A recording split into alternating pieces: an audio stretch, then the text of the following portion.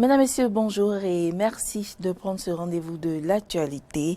Troisième jour, mercredi, du dépôt de dossier pour la présidentielle de 2021. Les FCBE et un candidat indépendant étaient dans les locaux de la Commission électorale nationale autonome. Les États-Unis ont prolongé ce mercredi le traité New START sur la limitation des armes nucléaires conclu avec la Russie. Et puis, face à l'évolution rapide de la crise sanitaire au Portugal, le gouvernement fait appel à l'Union européenne.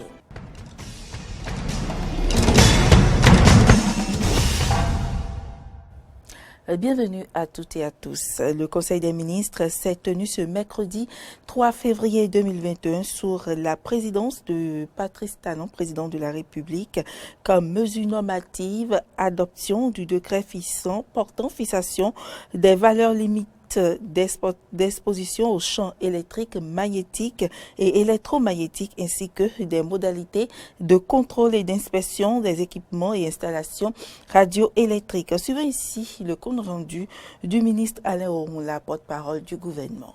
Au titre des mesures normatives, adoption du décret portant fixation des valeurs limites d'exposition aux champs électriques, magnétiques et électromagnétiques ainsi que des modalités de contrôle et d'inspection des équipements et installations radioélectriques. L'adoption de ce décret vise à renforcer le cadre réglementaire découlant du Code du numérique et aidera à s'assurer que le déploiement des équipements numériques se fait dans le respect des normes prescrites. Le Conseil a par ailleurs adopté le décret portant nomination des membres du Conseil d'administration du service d'aide médicale d'urgence du Bénin. Au titre des communications, approbation du document de politique nationale de gestion des changements climatiques. Ces changements climatiques ont des impacts qui se caractérisent, entre autres, par une dégradation des ressources naturelles, le déplacement des populations, les perturbations des activités économiques, agricoles notamment, avec des coûts économiques et sociaux de plus en plus élevés. Réalisation d'une mission de relevé d'état des lieux et de diagnostic pour des travaux de rénovation des principales infrastructures administratives situées le long de l'avenue Jean-Paul II à Cotonou. En vue d'optimiser les travaux en cours autour du boulevard de la Marina, il est envisagé, entre autres, la rénovation des bâtiments abritant le palais de justice, la cour d'appel, les tours administratives, le ministère des Affaires étrangères et de la coopération, le ministère de l'Industrie et du Commerce, le ministère du Plan et du Développement, le ministère de l'Économie et des Finances, la Direction générale du Trésor et de la comptabilité publique. Le relevé de l'état des lieux ainsi que le diagnostic dont ils feront l'objet permettront d'intervenir au plan architectural en vue d'une harmonisation globale avec les nouvelles infrastructures en cours de réalisation dans la zone, sans compter la prise en compte des améliorations attendues au niveau de la consommation en énergie électrique. Contractualisation pour la mise en œuvre de mesures urgentes de soutien à un agropastoralisme apaisé au titre de la campagne de transhumance nationale 2020-2021. C'est pourquoi, au titre de la campagne en cours, le Conseil a marqué son accord pour des mesures urgentes visant à atténuer la récurrence de ces antagonismes.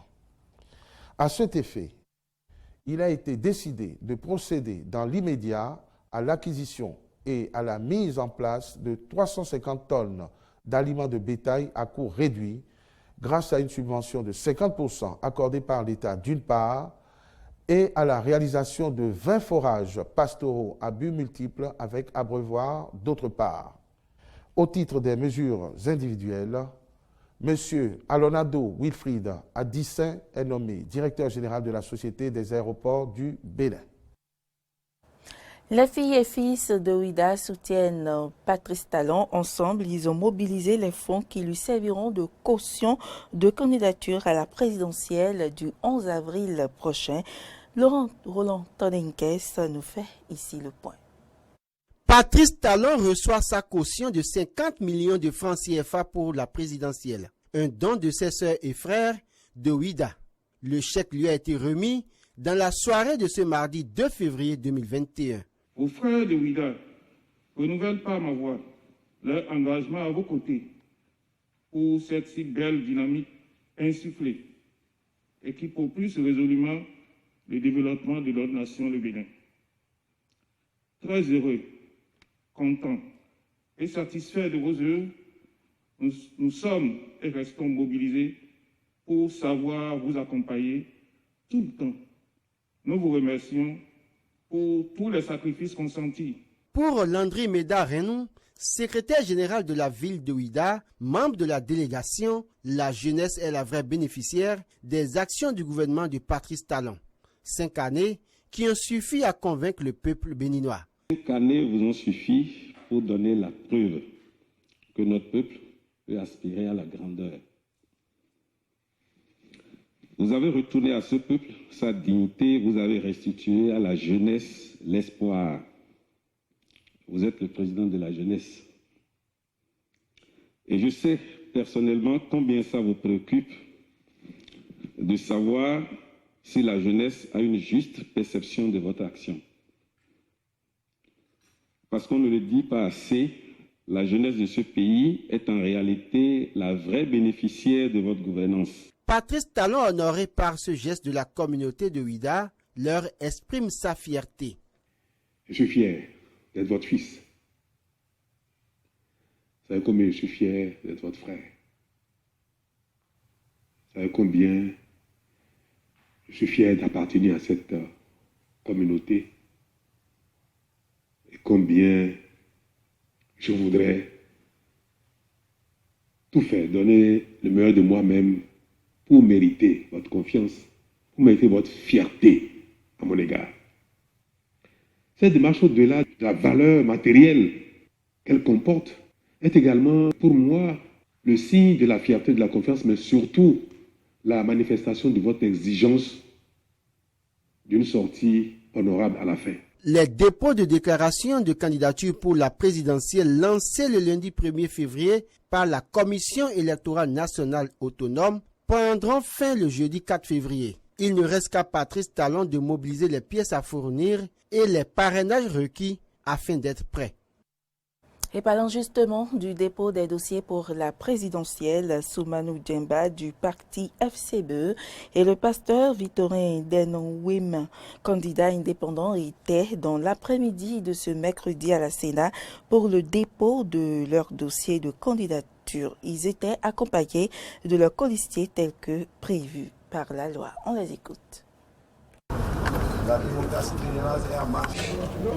Et au niveau de la Sénat, nous avons été accueillis et tout s'est passé correctement. Et nous sommes très honorés de l'efficacité de l'équipe dirigeante de la Sénat. Et laissez-moi vous dire, nous avons déjà en main notre récépissé provisoire, qui signifie déjà que nous avons pu répondre aux exigences qui font de nous des candidats potentiels à l'élection du 11 avril 2021. Oui, la force Kori pour un Bénin émergent est un parti courageux. Nous ne sommes pas prétentieux. Nous avons espoir. Pour nous, l'alternance est possible. C'est pourquoi nous disons, les Béninois construisent le Bénin. Et nous remercions tous nos militants. Nous remercions ensuite tout le peuple béninois pour dire à tout un chacun de nous qu'au Bénin, le pouvoir appartient au peuple. Je suis candidat envoyé par Dieu pour la restauration du Bénin. Je suis du peuple béninois comme son pasteur. Sur ce peuple béninois, de tous bords politiques confondus, de tous religieux confondus, de toutes religions confondues, luttons tous ensemble pour la restauration du Bénin. Béninois et Béninois de la diaspora, luttons pour la restauration du Bénin. Dieu, dans son incomparable amour qu'il a pour le Bénin, prendra le contrôle de son pouvoir pour la stabilité et la paix. Peuple béninois, tous ensemble, luttons pour la restauration du Bénin dans la fraternité, la justice et le travail. L'élection présidentielle de 2021 au Bénin a fait le week-end dernier le menu d'une causerie débat entre les passionnés de la politique béninoise. Je vous invite à suivre l'essentiel de ces échanges avec Jonas Bouti. La présidentielle d'avril 2021 au Bénin sera-t-elle transparente et inclusive? C'est le sujet de ce grand moment de débat entre passionnés de tout genre de la politique béninoise à l'ère de la rupture. Un régime qui, alliant réforme politique et révision de la Constitution, ne manque pas de susciter des interrogations. Et c'est pour mieux éclairer les lanternes de ceux qui croient de moins en moins à l'alchimie du président Patrice Talon que cette causerie débat a été organisée. À l'heure où les fruits de cette alchimie, sous le prisme de la démocratie et des libertés, font encore une fois l'objet d'intenses débats relatifs à la présidentielle de 2021, notre rendez-vous de ce soir se propose de faire le tour d'horizon des réformes politiques qui sont désormais celles de notre pays et d'échanger ensemble autour de ce qui constitue notre gage pour des élections inclusives et transparentes en avril prochain. Dans un tour d'horizon des sujets qui sèment le doute et la confusion, Maître Séverin Quenom clarifie. Je le dis et je voudrais le répéter avec insistance, Patrice Talon n'a pas inventé la roue. Il a cristallisé, il a conceptualisé tout ce que la classe politique a généré depuis 1990 et particulièrement depuis que la mise en œuvre de la Constitution a commencé par poser problème. Il vous souviendra que dans son projet de société, Patrice Talon avait déjà parlé de révision de la Constitution. Les réformes politiques n'excluent pas l'opposition de la gestion du pays. Mieux, elles lui reconnaissent toute son importance et lui accordent une place de choix dans la gouvernance. Le chef de file de l'opposition a des attributs qui sont prévus par la loi et qui sont prévus pour lui être accordés. C'est donc une personnalité qui mérite d'être consultée sur les grands sujets de la nation par le président de la République. C'est dit dans la loi portant charge des partis politiques. On n'a pas à craindre une quelconque exclusion dans la politique actuelle du Bénin si tous les acteurs jouent convenablement leur rôle, selon Maître Séverin Quenom. Aujourd'hui, il est primordial que les médias et les partis politiques observent et jouent les règles du jeu, c'est-à-dire les règles de bonne conduite. Les participants à cette causerie débat en sont sortis plus éclairés. J'étais un peu confus, je disais comment ça va se passer l'élection là, mais ce soir c'est un peu clair, plus ou moins. On nous a expliqué que le parrainage n'est pas quelque chose qui date de Talon, mais déjà au niveau des réformes à partir de la proposition de Aranzo, de la proposition de Nyolonfon déjà, le parrainage et tout ce qui est critiqué aujourd'hui y était. Ça nous a permis de comprendre que rien n'a été fait en réalité pour exclure à dessein des gens. Il s'est agi d'accomplir un certain nombre de vœux longtemps exprimés par la classe politique de notre pays. On a compris que si tout le monde y met un peu du sien, nous irons effectivement vers des élections paisibles, apaisées et véritablement inclusives et transparentes. Puisque de la discussion jaillit la lumière qui illumine les pensées, les participants ont souhaité d'autres rencontres du genre pour davantage s'éclairer. Parlons à présent environnement, mais hors du Bénin, l'État français est jugé coupable pour son inaction climatique, une première victoire pour les organisations environnementales à l'origine du recours. Il y a 2 ans, 4 associations se regroupaient dans un collectif nommé l'Affaire du siècle pour forcer l'État à tenir ses promesses en matière de lutte contre le réchauffement climatique. 2,3 millions de signataires et une plainte plus tard, le tribunal administratif de Paris leur donne raison. À hauteur des engagements qu'il avait pris et qu'il n'a pas respectés dans le cadre du premier budget carbone, l'État doit être regardé comme responsable d'une partie du préjudice écologique constaté. Cette décision valide les arguments des associations sur la responsabilité du gouvernement en matière de lutte contre le changement climatique. On ne peut pas renvoyer aux citoyens la responsabilité de lutter contre le dérèglement climatique. Il faut que l'État agisse par des politiques publiques. Sans décision collective, nous n'y arriverons pas. Et ça a été dit très clairement. Donc quelles sont les décisions sur lesquelles on peut conduire l'État sur la question de la politique des transports, de l'isolation thermique? On sait quels sont les chantiers qu'il faut ouvrir et pour lesquels il ne faut pas seulement avoir des objectifs affichés, des objectifs de papier, des grandes phrases, mais il faut qu'il y ait des actes et des moyens qui suivent. L'État devra verser 1 euro de préjudice moral aux organisations, mais les juges se donnent un délai de 2 mois pour déterminer si le gouvernement doit être contraint à proposer de nouvelles mesures pour respecter ses engagements. En réponse, le gouvernement a défendu son bilan. Le gouvernement a conscience du fait que les premiers objectifs fixés sur la période 2015-2018 n'ont en effet pas été atteints. C'est précisément pour cela qu'il a depuis 2017 fortement rehaussé ses efforts en matière de politique de réduction des émissions de gaz à effet de serre. La France aurait dû baisser de 1,5% ses émissions de gaz à effet de serre en 2019. Elles ont diminué de seulement 0,9% cette année-là. La prolongation du dernier traité de désarmement américano-russe New START est devenue effective ce mercredi après avoir été validée par le président américain Joe Biden. Joe Biden qui doit maintenant s'attaquer aux multiples défis posés par Moscou.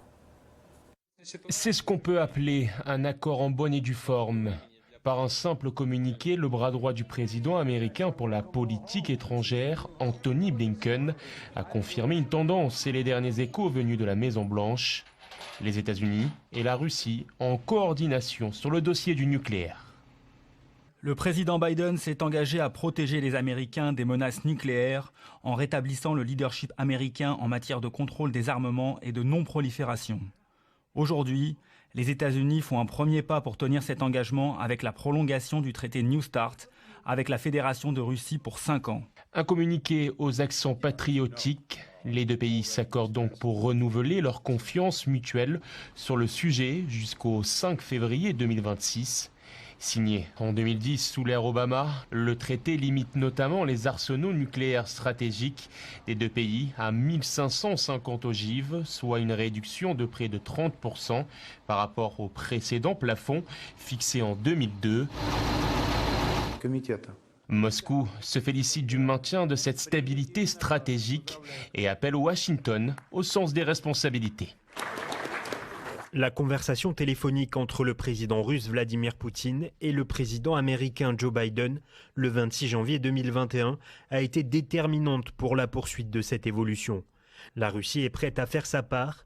Nous demandons instamment aux États-Unis d'appliquer une approche tout aussi responsable et de répondre à nos initiatives de manière constructive. Mercredi, l'accord russo-américain était applaudi du côté de l'OTAN.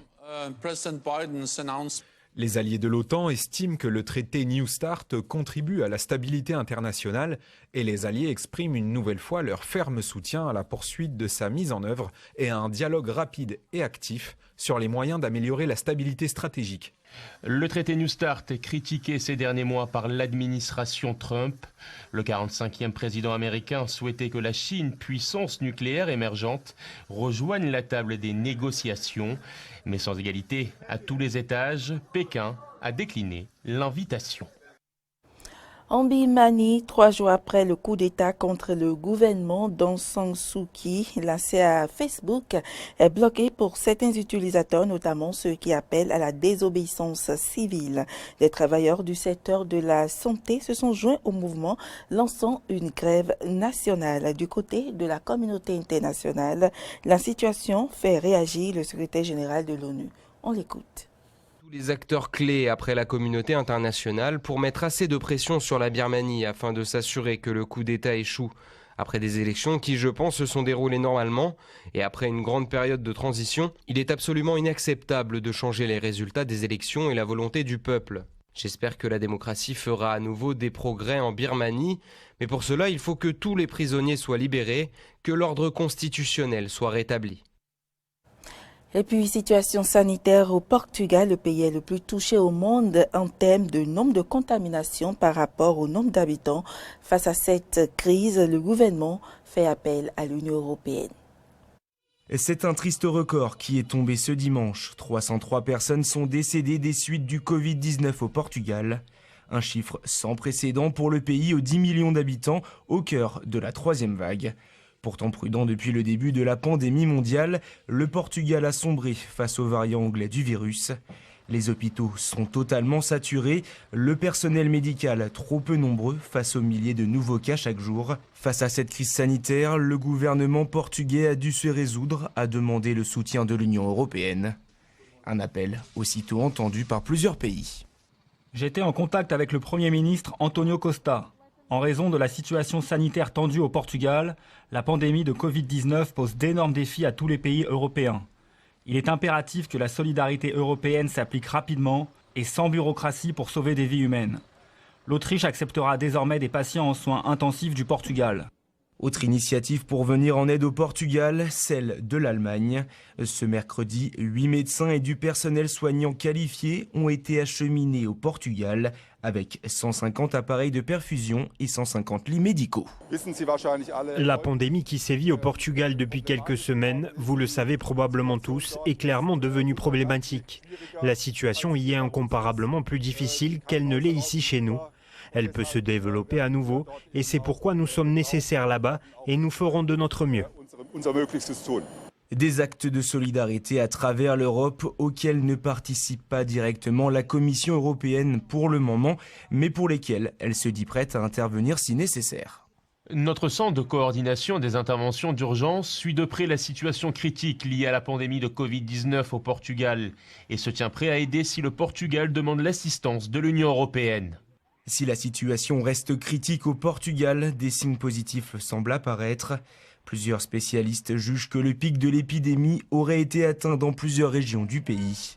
Le nombre de nouveaux cas quotidiens est quant à lui au plus bas depuis le 5 janvier dernier, alors que près de 340 000 personnes ont été vaccinées. Des signes d'espoir pour les Portugais qui resteront confinés au moins jusqu'au 14 février. Mesdames, Messieurs, ce sera tout pour cette édition. Merci pour l'attention et à demain.